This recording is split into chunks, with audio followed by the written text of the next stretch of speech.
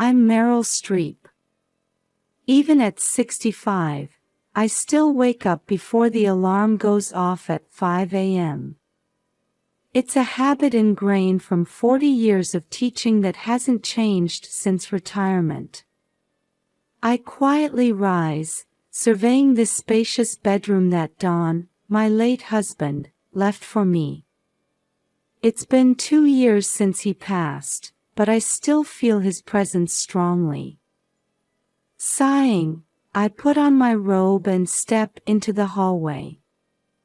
Before heading downstairs, I peek into my granddaughter Emma's room. At 4 years old, she sleeps like an angel. Her golden curls spread across the pillow, her little chest rising and falling steadily. I can't help but smile. On my way to the kitchen, I pass by my son Brad and daughter-in-law Jennifer's room. The door is firmly shut. They rarely get up early. Brad works late into the night, and Jennifer, well, she has her own life. As I brew coffee in the kitchen, I gaze out the window at the backyard. It's a quiet morning in the Los Angeles suburbs. I see the Johnsons next door taking their dog for a walk. I give them a small wave, and they return a warm smile. Coffee in hand, I settle onto the living room sofa. Looking at the family photos on the wall, I reflect on life here. When Brad suggested we live together after Don passed, I was truly happy. But reality turned out a bit different from the ideal. Brad is an excellent lawyer, completely absorbed in his work. He leaves early and returns late, hardly spending time with the family. As for Jennifer, the former model seems to live in a different world. She shows little interest in taking care of Emma. In the end, I'm the one mainly looking after Emma. Preparing breakfast, taking her to and from kindergarten, snacks, baths, bedtime. Honestly, it can be tiring. But when I see Emma's smile, all the fatigue vanishes. At 7 a.m., I go to wake Emma. "Good morning, sweetheart," I call, and Emma opens her eyes wide, exclaiming, "Grandma," with a beaming smile as she jumps into my arms. This moment is the happiest part of my day. Hugging Emma, I return to the kitchen.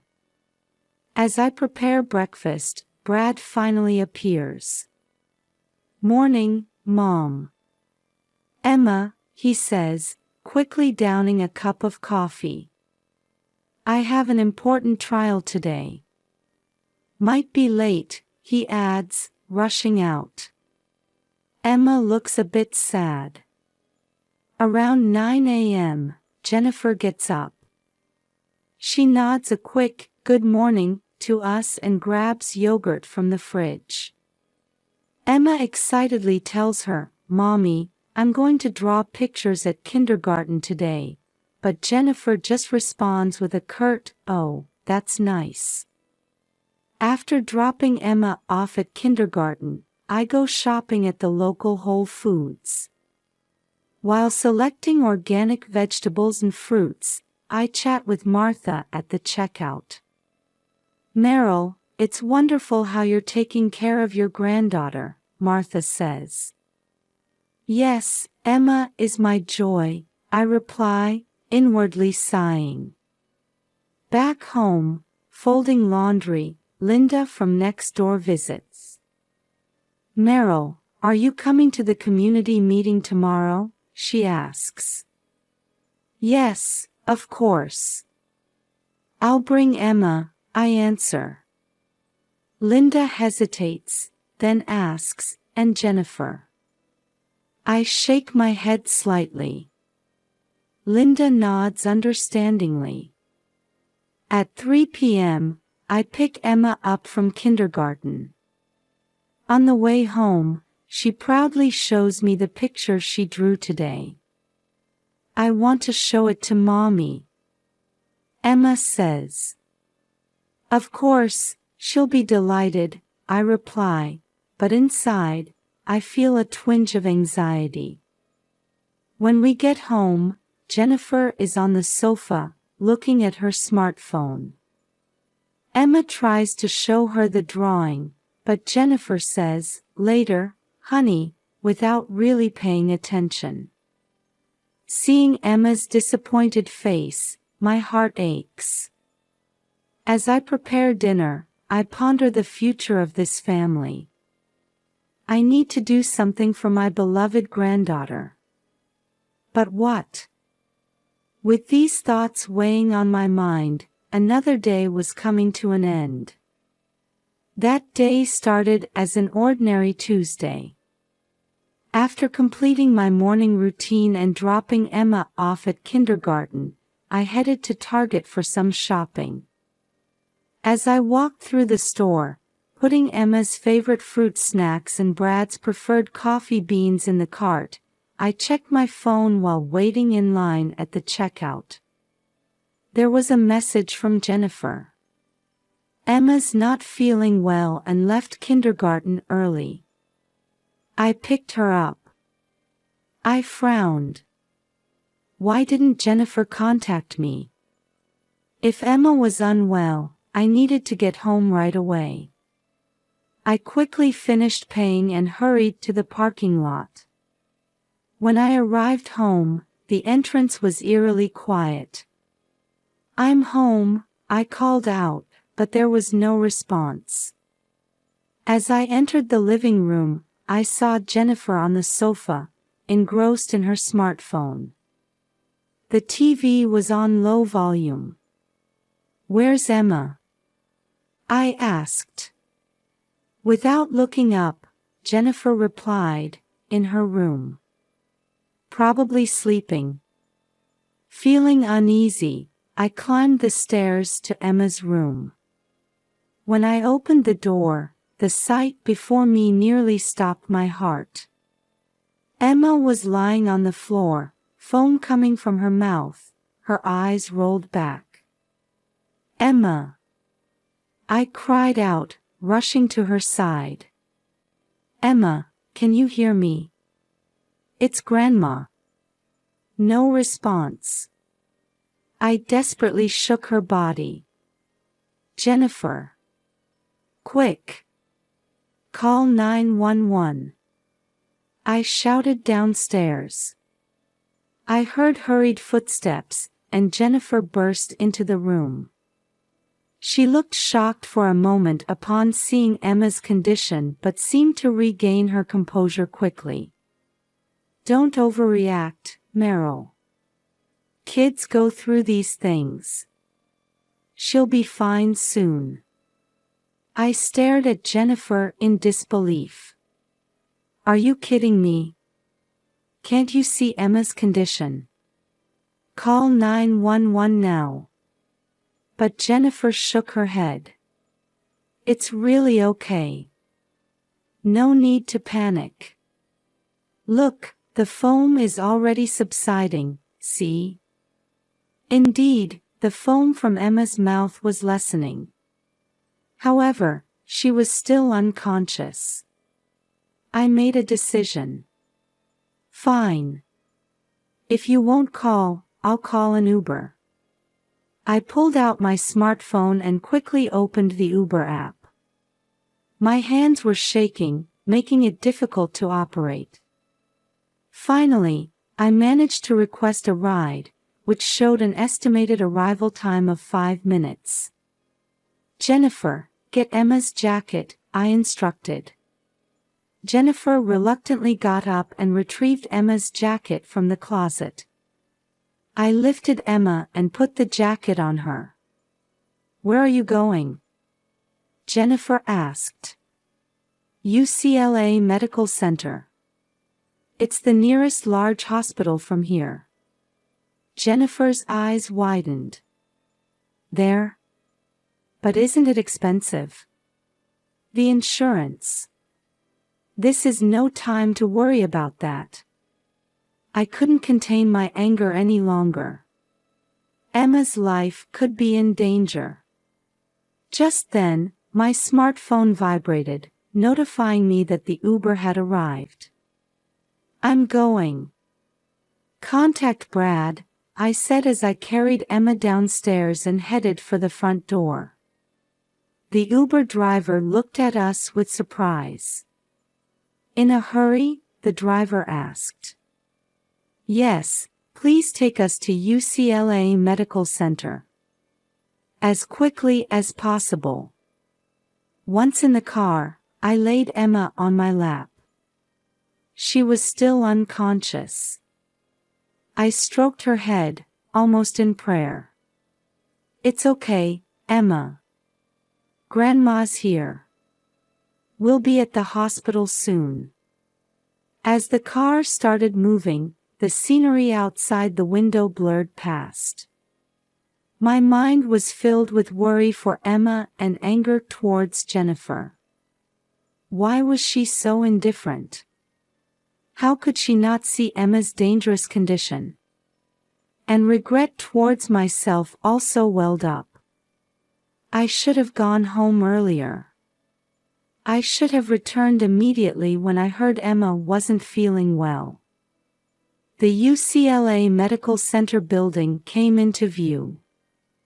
We're almost there, Emma, I whispered softly. As the car pulled up to the emergency entrance, I quickly opened the door. Thank you, I said to the driver as I carried Emma out of the car. Hospital staff noticed us and immediately rushed over with a stretcher. What happened? A young female nurse asked. My granddaughter, foam from her mouth, unconscious, I explained, out of breath. The nurses quickly transferred Emma to the stretcher and rushed her to the treatment room. I tried to follow, but another nurse stopped me. Please wait. We need you to complete some paperwork at the reception first. Confused but compliant, I headed to the reception desk. My mind was blank, and I could barely answer the questions. After completing the paperwork, I sat in the waiting room. Looking at the clock, I realized it had been less than 30 minutes since we left home. Yet it felt like an eternity. Would Emma be okay? And what would happen now? As anxiety and worry tightened my chest, I waited for the doctor's diagnosis. Sitting on the hard chair in the waiting room, with only the ticking of the clock breaking the silence, I was lost in thought, praying for Emma. It was 30 minutes later when Brad finally rushed into the hospital. Mom, how's Emma? He asked, out of breath. We don't know yet. We're waiting for the doctor's diagnosis, I replied. Brad let out a deep sigh. Just then, an older male doctor in a white coat approached us. Are you Emma Pitt's family? He asked. When we nodded, he introduced himself. I'm Dr. Fauci, the attending physician. Dr. Fauci checked his chart and began explaining in a calm tone. Emma's condition is now stable. Brad and I let out sighs of relief at those words. However, the doctor's next statement shattered our sense of relief. Our tests show that Emma accidentally ingested kitchen detergent. Detergent? I exclaimed involuntarily. Brad's face turned pale. Dr. Fauci continued, fortunately, we were able to treat her early, so it didn't lead to a more serious situation. However, he paused for a moment and looked at us seriously. If it had been a little later, it could have been life-threatening. I felt the strength drain from my body at those words. Brad covered his face with his hands, his shoulders shaking. Emma is now under observation in the intensive care unit. She'll need to be monitored closely for the next 24 hours, but her life is not in danger. As Dr. Fauci finished his explanation, a nurse brought Jennifer in. She looked confused and couldn't even look at us. Is Emma okay? Jennifer asked in a small voice. Dr. Fauci explained the situation again. The color drained from Jennifer's face. If it had been a little later, it could have been life-threatening. She repeated the doctor's words, starting to tremble. I. Jennifer leaned against the wall, unable to form words. Dr. Fauci cleared his throat and continued, in cases like this, the hospital has a reporting obligation. I should inform you that Child Protective Services may get involved. At those words, we all froze. Brad managed to squeeze out, CPS. Dr. Fauci nodded quietly. Yes. They prioritize the child's safety. They'll likely investigate the home environment and caregiving situation. Jennifer turned pale and stumbled into a chair. This is a dream. Yes, it must be a bad dream. She mumbled. I was overwhelmed with mixed emotions. Joy at Emma's safety, anger towards Jennifer, and anxiety about what was to come. Dr. Fauci, seeing our state, said gently, for now, let's focus on Emma's recovery. Visiting hours will start tomorrow morning, but we'll notify you immediately if there's any change. After the doctor left, a heavy silence enveloped us. Brad let out a deep sigh and stood up, staring out the window. Jennifer broke down crying, and I rubbed her back, worried about what would happen next. A month after Emma's accident, our family was slowly beginning to change. Jennifer started attending therapy twice a week. Though she seemed anxious at first, I could see her expression gradually softening. One morning, as I was making coffee in the kitchen, Jennifer appeared.